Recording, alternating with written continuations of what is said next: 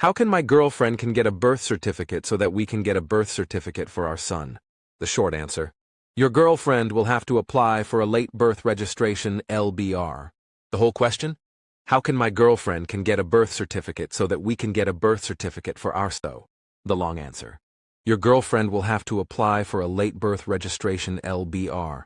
This will involve an interview with Home Affairs DHA officials, as well as submitting the documents listed below.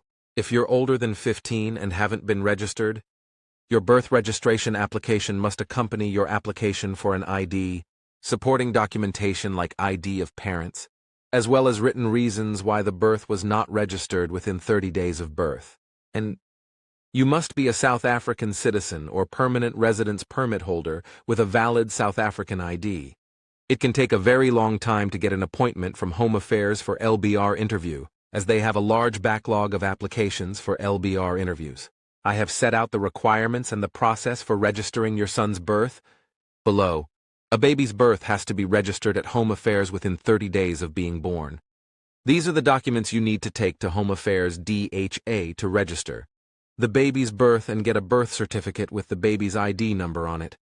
If the baby was born at a health facility, the form proof of birth completed by a medical practitioner who attended the birth and examined the mother after the birth.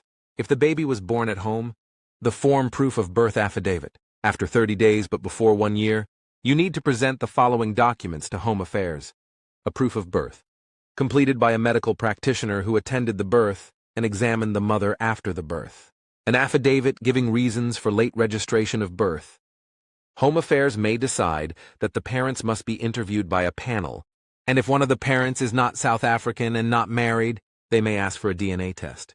After 1 year but before 15 years, a completed form together with written reasons why the birth wasn't notified, and as many as possible of the following documents to confirm the child's identity.